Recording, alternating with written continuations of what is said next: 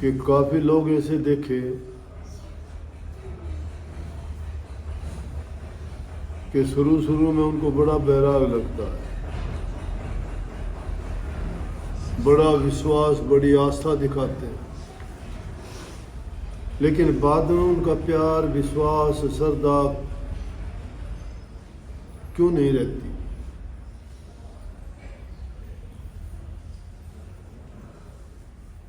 क्योंकि मन की अवस्थाएं बदलती रहती हैं। ये मन हमेशा एक जैसा नहीं रहता। और संतों ने तो ये कही है, कबीर साहब ने, कि जैसी पहली लगे वैसी निभा दे ओढ़।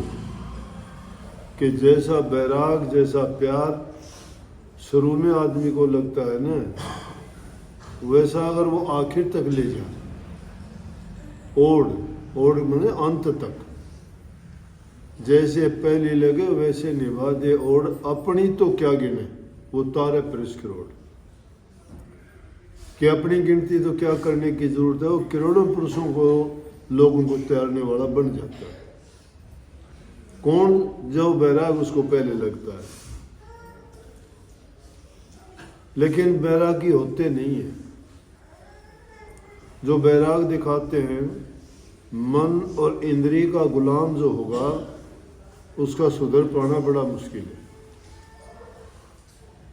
जिसने किसी चीज का स्वाद नहीं चखा ना, उसके लिए मान सकते हैं वो उस चीज को छोड़ देगा। लेकिन किसी ने अगर किसी चीज का आनंद उठा लिया है तो उस आनंद को जानता है। तो इसलिए उसकी वो आनंद प्राप्ति की भावना सिर्फ दबाई गई है, खत्म नहीं है। और वो पता नहीं कब दोबारा से उभर के आ जाए। तो शुरू में क्या देखते हैं कि बड़ा वो दिखाएंगे। ऐसे उदाहरण मैंने बताता हूँ। बहुत जो भटके हुए जीव थे, सत्संग में आना शुरू कर दिया। दिखावे के लिए कुछ दिन उन्होंने सत्संगी का ढोंग ही कहा जाएगा, जो वैसे नहीं रहते, बदल जाते हैं। सत्संगी का ढोंग भी किया, 2-4 शब्द गाने सीख लिए, सत्संगियों से मेल जोड़ बढ़ गया। और उसके बाद फिर वही आदत। अब बार बार तो किसी का नाम लेने से गलत होगा। MP से कई बच्चे ऐसे आते थे नए नए, खुद अपनी कथा बताते आके कि जी मैं चोर था, मैं उल्टे सीधे काम करता था, नशे करता था, आपकी शरण मिली, मेरा जीवन बन गया, मेरा सुधार हो गया, मैं धन्य हो गया। दूसरे लोग भी मेरी बहुत प्रशंसा करते हैं, आपकी प्रशंसा करते हैं, कहते हैं बड़ा गुरु मिला भाई आपको। ऐसे ऐसे आदमियों को सुधार दिया। लेकिन कुछ दिन के बाद में क्या देखा कि वही आदमी वो पुरानी आदतें फिर करने लग गया। ठोकर लगने से तो इंसान संवरता है। जिस इंसान को अपना सुधार करना होता है, वो बार बार उस कीच में जाके नहीं फंसता। जिसे एक बार उस चीज को समझ लिया, फिर वो कैसे रास्ता बदल देगा? इसका मतलब उसने समझा नहीं, जाना नहीं, उसका बैराग झूठा था, उसका कथन झूठा था, उसकी वो बातें झूठी थी, उसकी वो क्रियाएं भी झूठी थी, काल्पनिक थी, बनावटी थी। सत्य तो कभी बदलती नहीं है। एक बार जिसको मार्ग मिल गया, कैसे बदल जाएगा? मार्ग झूठा नहीं है, मार्ग तो सच्चा है। जो नाचना नहीं जानती वो कहती आंगन टेढ़ा है। और जिन्होंने एक बार भी उस सत्य को पहचाना, मुड़ के घर नहीं देखा। कैसे भी आफत आई, कैसे भी विपदा आई। अभी पिछले दिनों ही, अभी 2 दिन के पहले मैं लुम्बिनी में होके आया। जहाँ महात्मा बुद्ध पैदा हुए थे, कपिल वस्तु, जहाँ जन्म लिया था उस जगह को मैं देख के आऊँगा। बोले दूर बहुत पड़ता है, कितनी भी दूर हो। सत्संगी थे, बोले हम भी चलेंगे। एक हवाई जहाज ही उन्होंने किराए कर लिया। लुम्बिनी गांव में पहुंचे, जाके देखे, क्योंकि महात्मा बुद्ध के बारे में हमने सुना था, राजघराने में पैदा हुआ और उन्होंने जब जीवन में कदम रखा, उसके पिताजी तो चाहते थे कि दुनियादारी में रहे, राज करे, लेकिन वो चाहता था कि मैं प्रभु की भक्ति करूं, जीवन को सफल बनाऊं।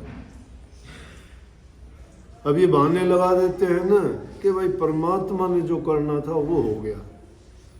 परमात्मा को दोष देना बहुत गलत है।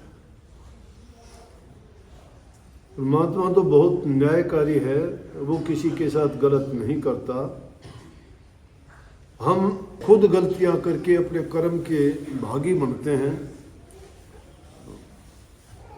और उस कर्म को थोपते हैं फिर किस पर? परमात्मा पर।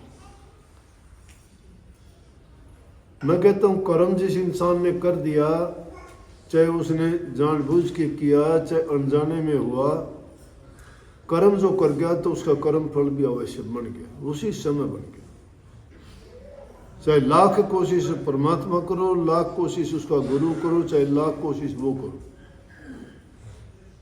सब जानते हो बीते हुआ समय कभी हाथ नहीं आता। जो हो चुका है वो हो चुका है, उससे समझ ली जा सकती है कि आगे ऐसा नहीं करना चाहिए, उसका परिणाम बुरा है। लेकिन मुड़ के अगर पीछे के जीवन में जाना चाहोगे, कुछ नहीं मिलेगा, खाक साड़नी है। वो वक्त अब हाथ नहीं आना, हालात बदल गए। अब नए हालात के अनुसार अपने आप को संभल के अगर काम करोगे तो अब अपने जीवन को अच्छा बना सकते हो। तो वही महात्मा बुद्ध जी की जन्म स्थली बहुत पवित्र भूमि है। ईसा से 500-550 वर्ष पूर्व वहाँ राजा के घर में जन्म लेके आज इतने साल हो गए दूसरे देशों में, दुनिया में शायद कोई देश बचा हुआ जहाँ महात्मा बुद्ध को ना जानते हो या पूजा ना होती। सिद्धांत बड़े सीधे थे उनके, संतों के सिद्धांत तो सबके सीधे हैं। इंसान के जीवन को बनाने वाले, सुधारने वाले, पाप कर्मों से बचाने वाले, सच्चाई का मार्ग देके और उनके कल्याण और हित के लिए। अब कोई नहीं माने क्या कर। लेकिन उनके जीवन में 3 घटना हुई थी, उन घटनाओं ने जीवन बदल दिया। पहले एक बीमार आदमी को देखा, उससे पहले वो जिंदगी उन्होंने नहीं देखी थी, क्योंकि जन्म के समय उनके पिताजी ने ज्योतिषियों पंडितों को बुला के उनके जीवन के बारे में पूछा था कि बताओ ये बच्चा पैदा हुआ कैसा होगा, इसका भविष्य क्या होगा।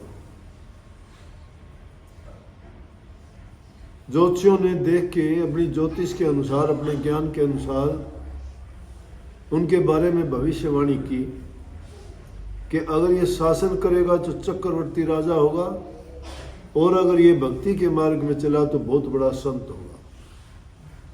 और वो हुआ भी ऐसा ही। उसके पिता ने सोचा कि अकेला लड़का है, क्योंकि जब वो बहुत छोटी उम्र में थोड़े ही दिन का था उसकी माँ गुजर गई थी। लालन पालन भी उसका दूसरा, उसकी माँ का नाम तो माया था, लेकिन दूसरी माँ ने उसका लालन पालन किया। राजा ने उसके लिए ऐसा माहौल बना दिया कि दुनियादारी की सारी चीजें मौजूद महल में कर दी। बाहर जाने का उसको कोई अवसर नहीं दिया। खाना पीना, खेलना, उठना बैठना, मनोविनोद, जो भी मनोरंजन की चीजें थी सब वही। उसकी एक अलग दुनिया बना दी ताकि बाहरी दुख भरी दुनिया का पता ही ना चले कि दुनिया कैसी है, उसमें क्या क्या दिक्कत है। 20-21 वर्ष की उम्र होगी, शादी भी कर दी, एक लड़का भी हो गया। राजा ने सोचा अब घर गृहस्थी में ये उलझ चुका है, अब कहीं नहीं जाएगा। लेकिन हुआ क्या कि एक दिन जब घूमने के लिए गया, घोड़े पे सवार था, सारथी साथ में था, उसने इच्छा जाहिर की कि मुझे दिखा के लेके आओ शहर कितना बड़ा है। जब बाहर गए तो एक बीमार आदमी सड़क के किनारे रास्ते पे दिखाई दिया, उल्टियां कर रहा था, बेहाल था, शक्ल उसकी जानते हो बुढ़ापे में कैसी हो जाती है। बुद्ध ने पूछा ये कौन है? कहने लगे ये बीमार आदमी। बोला क्यों हुआ बीमार? के सब हो जाते हैं बीमार, तकलीफ में, बुढ़ापे में। बोले आपको भी होना पड़ेगा ऐसा? बोला मैं भी होऊंगा। बोले हाँ आप भी हो। आगे जाके देखते हैं, बीमार आदमी देखा, मुर्दा मिला उसके बाद में। बोला ये क्या है? क्यों देखे ही नहीं थी ये हालत उसने। बोला ये मुर्दा है, ये इंसान था वो मर चुका। मरा क्यों ये? बोला सबको ही मरना होता है। बोला मैं भी मरूंगा। बोला हाँ आप भी मरो। उसी खोज में निकल पड़े। दुख तकलीफ हुई, सब प्रकार के योग भक्ति जुगत जतन साधु फकीर महात्माओं के पास गए, लेकिन संकल्प उठा लिया कि इस जिंदगी के राज को मैं खोज करके रहूंगा। ये एक महात्मा बुद्ध का तो मैंने नाम लिया, संत जितने भी हुए सब ने अपना जीवन इसी बात में लगाया। जिस चीज को दुनियादारी के लोग सुख खुशी मानते हैं, आनंद मानते हैं, वो मनोरोग है और कुछ नहीं है। आनंद नहीं, वो इंद्रियों का भोग मनोरोग है, मन की बीमारी। चाहे कोई इज्जत के लिए, चाहे मान प्रतिष्ठा के लिए, कोई धन दौलत के लिए, कोई नामवरी के लिए, इन चीजों के लिए इंसान पूरी जिंदगी लगा देता है। क्या जीवन है? रोजाना का सुबह उठते हो, काम के लिए निकल जाते हो, शाम को आते हो, रोटी खा के सो जाते हो, वही जीवन, वही काम, वही दोहराना रोजाना का। कभी सोचते भी हो अपने बारे में कि जीवन का हाल क्या होगा? जिन चीजों के लिए जिंदगी लगा देते हो, क्या उनमें से कोई चीज साथ जाएगी? अपना जीवन सुखी जीने के लिए, जीवन यापन करने के लिए पक्षी भी कभी नहीं सोचता ये तो कि मुझे ये दाना मिला है, कल को कहाँ मिलेगा। परवाह ही नहीं है उसको। जिसने पैदा किया वो सब उसने इंतजाम भी किए। लेकिन इंसान एक ऐसा प्राणी है जिसको ये यकीन नहीं है कि मेरा कल को क्या होगा। ये अपने भविष्य के बारे में चिंतित है, और वो चिंता भी किस चीज के लिए? जीने के लिए। बीमार होते हो दवाई जीने के लिए लेते हो, खाना खाते हो जीने के लिए खाना खाते हो, कोई भी काम करते हो जीना चाहते हो, मरना कोई नहीं चाहता, लेकिन मरना होगा। परंतु ये नहीं चाहते कि उस मरने से हमें क्या मिलेगा, उसका अंत क्या होगा, और अंत में साथ भी क्या जाएगा। जो चीजें साथ नहीं जाती उनके लिए पूरा जीवन लगा देते हो, पूरा जीवन उनके पीछे भागते हो, उनके लिए सब कुछ खराब कर लेते हो, मित्रता खराब करते हो, रिश्तेदारों से मनमुटाव हो जाता है, पत्नी बच्चों से हो जाता है, कोई किसी को प्रॉपर्टी से बेदखल करता है, कोई धन के लिए किसी को जान तक से भी मार देता है, कोई लड़ाई झगड़े बैर विरोध, किस चीज के लिए? जिन्होंने जीवन जिया था उन्होंने तो अपने लंबे हाथ करके कह दिया था दुनियादारों को, बता देना जिस धन के लिए सिकंदर कहने लगा मैंने पूरी जिंदगी लगाई, और आखिरी वक्त में जब जाने लगा तो बोला कि मेरा सारा धन दे सकता हूँ, मेरी माँ से मिलवा दो। अपनी माँ से नहीं मिल पाया। क्यों? जब उसका संदेशा आ जाता है तो कोई 2 मिनट के लिए भी नहीं रोक पाता।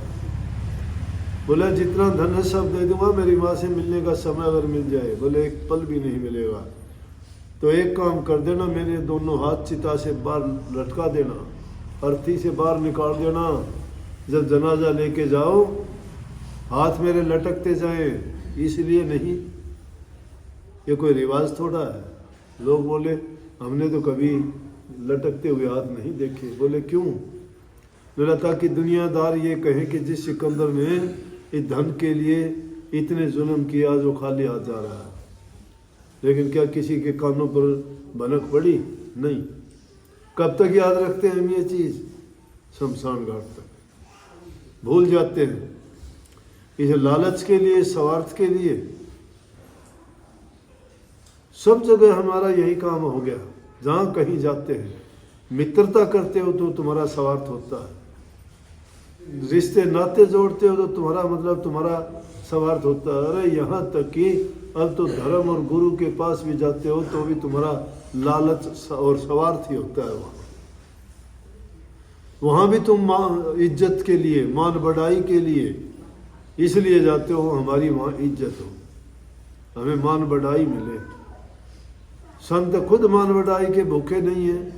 सब ने, जितने संत हुए सब ने क्या कहा कि हम तो नीचों के नीच हैं, गरीब से गरीब हैं। उन्होंने ये मान अभिमान रखा ही नहीं। आज के ज़माने के गुरुओं की तो मैं बात नहीं करता।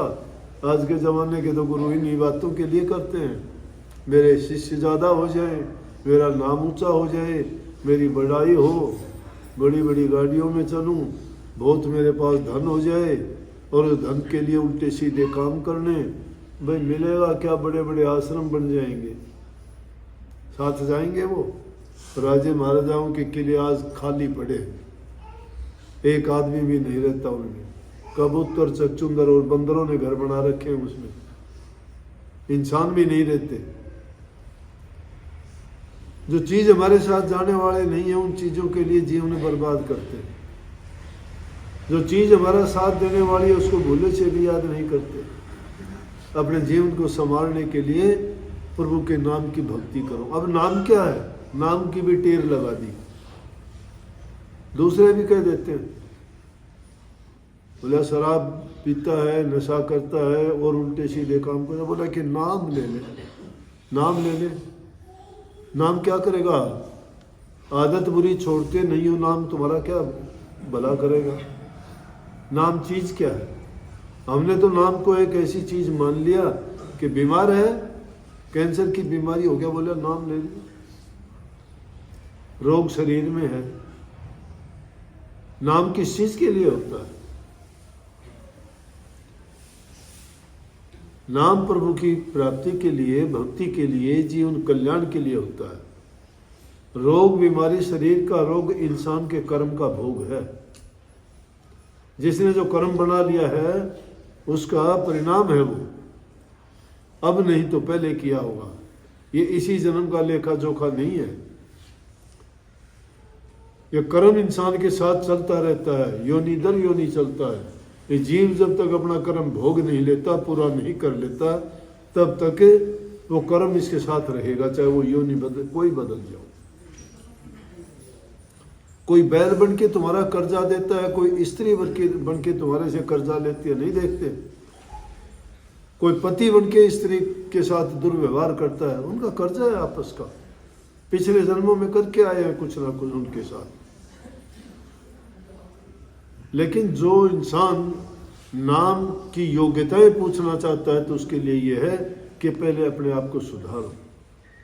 जो बुरी आदत है उनको त्यागो। आदतें हम छोड़ते नहीं हैं। दुख पड़ते हैं जब तो सोचते हैं कि हाँ हमें गुरु के पास जाना चाहिए, अच्छी बातें सीखनी चाहिए, बुराई छोड़नी चाहिए। और जब थोड़ा सा भी हमें फुर्सत मिलती है, थोड़े से भी अगर ठीक हो जाते, फिर उसी गड्ढे में जाके गिरते हैं, फिर उसी गड्ढे में गिरते हैं। भक्ति कोई मायने नहीं रखती। संसार के पदार्थ ऊंचे माने जाते हैं। लोगों की दृष्टि में भक्ति का निम्न दर्जा है, ऊंचा नहीं है। ऊंचा दर्जा क्यों चाहिए?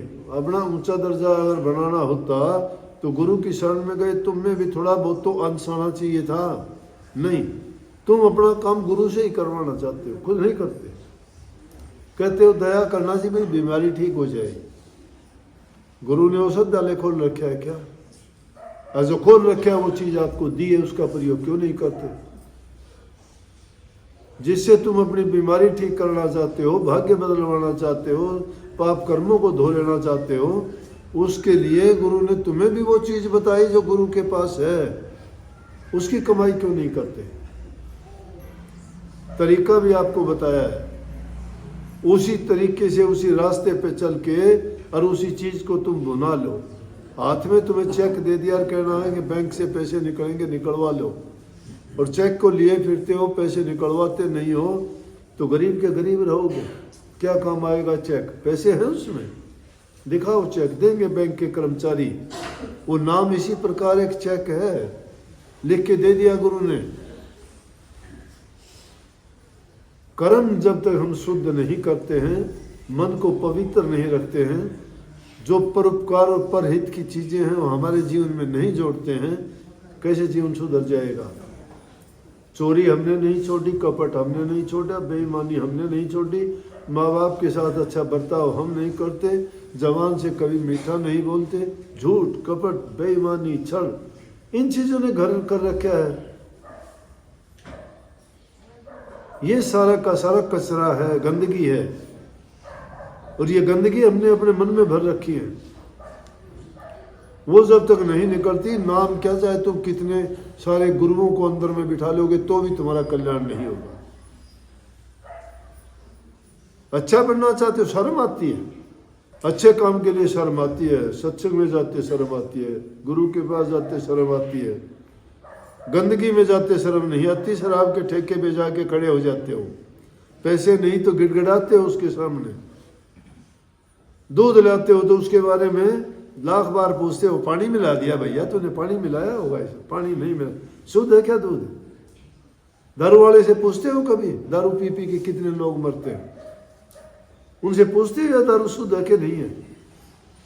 उस गंद को पी के अपने जीवन को तो बर्बाद कर लेते हैं, लेकिन अच्छी चीज का प्रयोग नहीं करते, पाप कर्मों में लिप्त हो जाते हैं, भले कर्म नहीं करते, दुखी गरीब की मदद नहीं करते, उल्टे रास्ते पे चल के सब कुछ बर्बाद कर देते हैं। सही रास्ते पे चलोगे, अच्छा करने की आदत डाल लोगे ना, तो तुम्हारा खुद का जीवन भी पवित्र होगा, और जो लोग आपका संग करेंगे वो भी सुधर जाएंगे। संग इंसान को बिगाड़ता है, संग संवारता है। कुसंग जिसको मिल जाता है इंसान का जीवन बर्बाद कर देगा। अच्छों का संग अगर करोगे, भलों के संग में जाके, जिस प्रकार से लोहा भी काट के संग तिर जाता है,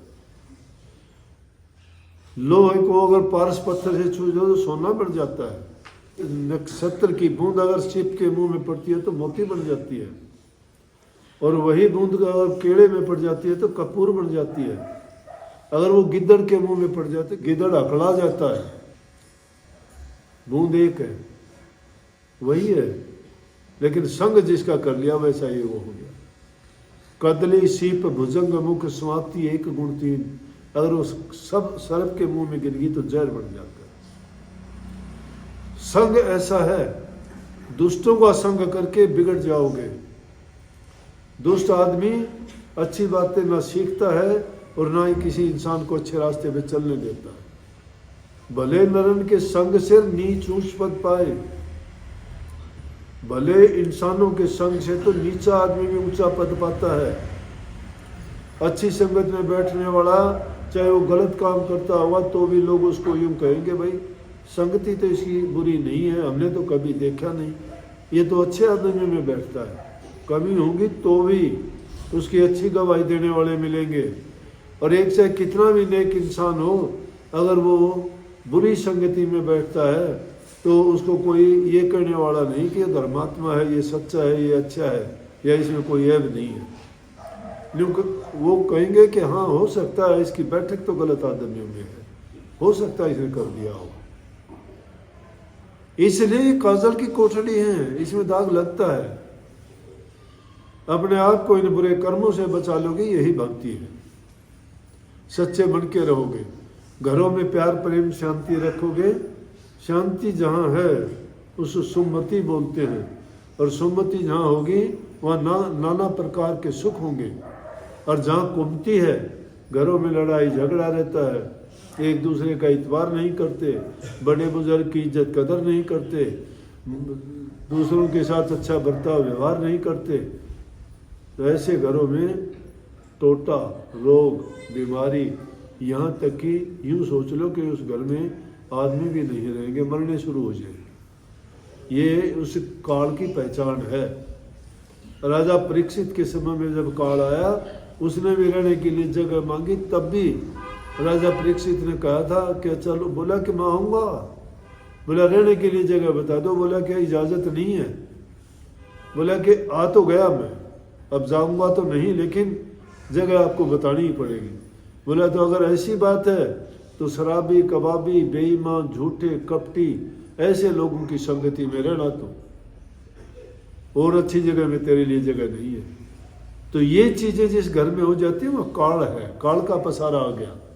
और जहाँ काल का पसारा आ जाता है वहाँ दुर्मति हो जाती है, सबकी बुद्धि खराब हो जाती है, आपस में लड़ाई झगड़ा जब शुरू हो जाते, बर्बादी का कारण। इसलिए अच्छे काम करोगे, शुभ काम करोगे, नेक काम करोगे, तुम्हारा हृदय पवित्र होगा, शुद्ध विचार होंगे, जीवन भी आपका अपने आप शुद्ध होगा, और तुम खुद तो अच्छे होगे लेकिन दूसरों को भी अच्छी शिक्षा और अच्छे संस्कार दो। आज जमाना क्या है, बच्चे नहीं सुधरते, दोष बच्चों को देते हो, बच्चा आगे आगे है, माँ बाप पीछे पीछे है, गिड़गिड़ाते हैं कि बेटा ना कर ऐसा, बेटा ना कर, बेटी ऐसा ना कर, इज्जत को देख हमारी, खानदान को देख हमारे, ऐसा करने से बुरा होगा। लेकिन जब नहीं संभले, जब वो खराबी होने लगी थी, जब तुमने उसको सहारा दिया था, उसको छूट और इजाज़त दी थी, स्वतंत्रता दे दी थी, करो कुछ भी, लापरवाही की थी, हमने ध्यान ही नहीं दिया, प्यार में अंधे हो गए थे, उन पर अति से ज़्यादा विश्वास कर लिया था कि हमारे बच्चे गलत नहीं करेंगे। किसी दूसरे ने भी अगर हमें बताया कि तुम्हारा बच्चा ऐसे है, तो भी हमने उसी के साथ झगड़ा कर लिया, बच्चों की तरफ फिर ध्यान नहीं दिया, बच्चों को अच्छे संस्कार नहीं दे पाए, बल्कि उनको हमने ऐसे संस्कारों में धकेल दिया कि जिसके कारण पछतावे के सिवाय बाद में कुछ हाथ नहीं लगे। और इसी प्रकार से बिगड़ते बिगड़ते समाज में इतनी विकृतियां आ गई कि आज इंसान को पछतावे के सिवाय कुछ भी नहीं। बूढ़े बुजुर्ग समझदार थे, जो फैसले करते थे, वो घरों में बैठते हैं, उनके नहीं सुनते। फैसले वो बच्चे करते हैं जिनकी बुद्धि परिपक्व नहीं है, ज्ञान उनका अभी अधूरा है। क्या फैसले होंगे समाज में? फिर तो गरीब दुखी जो है उनकी हालत बुरी होगी, ताकतवर होगा वही बाजी ले जाएगा, फिर इंसान की इंसानियत खत्म होती चली जाएगी, कोई प्यार प्रेम विश्वास नहीं रहेगा, छोटी छोटी बातों के लिए लड़ाई झगड़े बैर विरोध। समाज सुधार की जरूरत है। पहले जब समाज में सुधार आ जाता है तो अच्छे काम अपने आप होने शुरू हो जाते हैं। जब हमारे विचारों में ही कमी आ गई, विचार हमारे खराब हैं, तो हमारे किस प्रकार से हम ये सोच सकते हैं कि हमारा जीवन अच्छा होगा या हमें शांति रहेगी? अच्छे काम करोगे तो अच्छे बन सकते हो, जल्दबाजी ना करो। जैसे भाई कहता, मैंने कई आदमी देखे शुरू में बड़े आए, मैंने शराब छोड़ दी जी, बच्चा बहुत अच्छा किया कि बोला जी मेरे को अब 2 साल हो गए छोड़े हुए, मैंने इतनी जनवरी को छोड़ दी थी, मैं अभी नहीं छोड़ दी। बोला क्यों जी? छोड़ दी, किसी से पूछ लो। बोला अभी शराब जिंदा है तेरे मन में, तुझे याद है 2 साल हो गए, इतनी तारीख को छोड़ दी थी। दिन गिनता है तू, पल पल गिनता है तू, तो शराब की भक्ति करता है, याद है तुझे? भूल गए उसको कैसे? अच्छी चीज तो सारी भूल जाते हो, उसको विचार में ना आने दो कभी भी। जो चीज छोड़ दी उसको भूल जाओ। अगर याद रखोगे तो इसका मतलब उसको जिंदा रखे हुए हो, तो जिंदा मत रखो उसको। जो चीज छोड़ दी, पीछे छोड़ के आए, उसका क्या मतलब, क्या लेना देना? वो तो आजमा के देख चुके हो। अब उस चीज को आजमाओ जो तुम्हारा कल्याण करे, तुम्हारा हित करे, तुम्हारे जीवन को संवारे और तुम्हें सुख शांति और खुशहाली दे। सबको बहुत बहुत आशीर्वाद। राधा